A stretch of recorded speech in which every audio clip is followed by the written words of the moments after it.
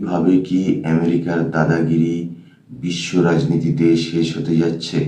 সাম্প্রতিক কিছু ঘটনা এবং বিশ্ব রাজনীতির বর্তমান পরিস্থিতি কিন্তু সেই দিকেই ইঙ্গিত বহন করছে। আর এই নিয়েই আমাদের আজকে 3-4 দিন আগে আমেরিকা আর ইরানের মধ্যে যুদ্ধের সমাপ্তি হয়েছে। কিন্তু যদি 3 মাস আমরা পিছিয়ে যাই বা 3.5 মাস পিছিয়ে যাই, তাহলে আমরা দেখতে পাবো আমেরিকার সাথে তো ইরানের কোনো যুদ্ধই শুরু হয়নি। শুরুটা হয়েছিল ইসরায়েল আর ইরানের যুদ্ধ। সেখানে আমেরিকা দাদাগিরি করে নিজেই নাক গলিয়েছিল। ইরানের ওপর নিজেরাই মিসাইল অ্যাটাক করে সেই দায়ভার বহন করেছিল। সেখান থেকে শুরু হয়েছিল এই আমেরিকা আর ইরানের যুদ্ধ। কিন্তু যুদ্ধের কিছুদিন পর থেকেই দেখা গেছিল যে আমেরিকা কিন্তু ব্যাকফুটে। আর সেখান থেকেই বিশ্ব পলিটিক্স বা বিশ্ব রাজনীতির দিকটা পরিবর্তন হয়েছিল। যুদ্ধ শুরুর প্রায় 20 দিনের পর থেকে কিন্তু ম্যাজিকের মতো ভ্যানিশ হয়ে গেছিল ইসরায়েল এই নামটা।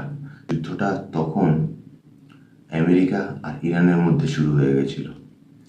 আর এদিকে ইসরায়েলের সাথে যুদ্ধ চলছিল লেবাননের।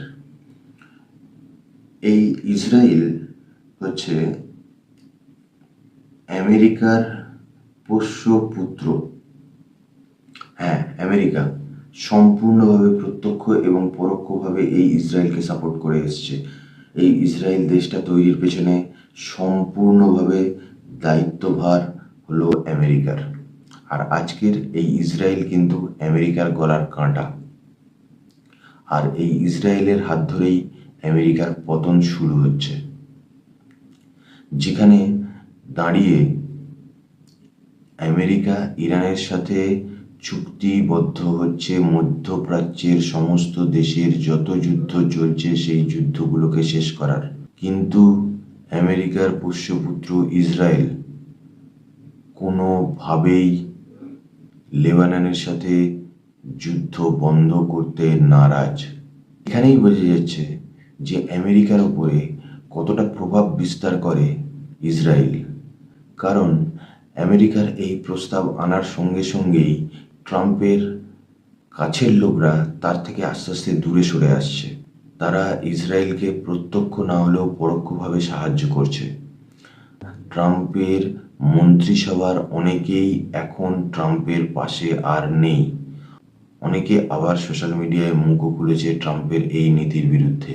অনেকে আবার ট্রাম্পের এই চুক্তিকেও মেনে নিতে পারছেন না। তারা সরাসরি না হলেও ঘুরপথে কিন্তু ইসরায়েলকেই সাপোর্ট করছে। আর যদি আমরা একটু ইতিহাস ঘাঁটি তাহলে কিন্তু দেখতে পাবো, যখন আমেরিকার যে প্রেসিডেন্ট ইসরায়েলের বিরোধিতা করেছে, হয় তারা পদত্যাগ করেছে বা তাদের মৃত্যু হয়েছে।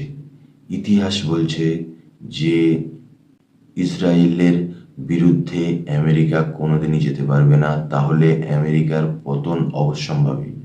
শুধু তাই নয়, এর সাথে আরও কিছু আনুষঙ্গিক কারণ, স্পেশালি আমেরিকার কিছু নীতি, G7 বৈঠকে ভারতের উপস্থিতি, ব্রিটেনে জয়শঙ্করকে যখন রিপোর্টাররা প্রশ্ন করেছিল ভারত কেন রাশিয়ার কাছে তেল কিনেছে, সেই প্রশ্নের উত্তরে জয়শঙ্কর পরিষ্কার বলেছিল যে ভারত বিরোধী দেশগুলো যখন আমেরিকার কাছ থেকে বা ব্রিটেনের কাছ থেকে অস্ত্র নিয়ে তারা ভারতের বিরুদ্ধে ব্যবহার করে, তখন সেই সমস্ত দেশগুলোকে যখন ভারত এগুলো সাপ্লাই করতে বন্ধ করেছিল, তখন তারা বলেছিল এটা তাদের বিজনেস।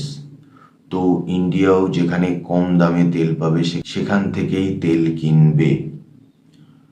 এতদিন পর কোনো এক বিদেশ মন্ত্রী যে চোখে চোখ রেখে আমেরিকার বিরুদ্ধে, আমেরিকার নীতির বিরুদ্ধে, আমেরিকার দাদাগিরির বিরুদ্ধে সরাসরি উত্তর দিচ্ছে, G7 বৈঠক, যার কোনো মেম্বারই নয় ভারতবর্ষ, সেখানেও আজকের ভারতবর্ষের প্রধানমন্ত্রীকে ইনভাইট করা হচ্ছে। কোথাও কোথাও ঘুরপথে আমেরিকা ভারত বিরোধী শক্তিগুলোকে ইন্ধন যোগাচ্ছে। G7 বৈঠকের পরে ইতালির প্রধানমন্ত্রীর আমেরিকার প্রেসিডেন্টকে কড়া জবাব সোশ্যাল মিডিয়ায়। এই সমস্ত ছোট ছোট ঘটনাই ইঙ্গিত বহন করছে যে আমেরিকা আস্তে আস্তে দুর্বল হচ্ছে, আমেরিকার ডলার আস্তে আস্তে দুর্বল হচ্ছে। তাই আমেরিকা ফার্স্ট ওয়ার্ল্ড কান্ট্রির দাবিদার ভারতবর্ষের বিরোধী শক্তিগুলোকে ঘুরপথে সাহায্য করছে। যখন আপনি শত্রুর শত্রুকে সাহায্য করেন, তার মানে আপনার শত্রু তখন কোথাও না কোথাও আপনার থেকে একটু হলেও এগিয়ে আছে। এটাই প্রমাণ করে যে ভারতবর্ষ আজ এগিয়ে যাচ্ছে, আমেরিকার সেটা সহ্য হচ্ছে না। মুসলিম কান্ট্রি ইরান, তার কাছেও আজকে সে মাথা নত করছে। এই কিছু কিছু দিকগুলো, কিছু কিছু ঘটনাগুলোই প্রমাণ করছে বর্তমানে আমেরিকার দাদাগিরি আস্তে আস্তে শেষ হচ্ছে। সঙ্গে থাকবেন, আরও এরকম কিছু ভিডিও নিয়ে আসবো।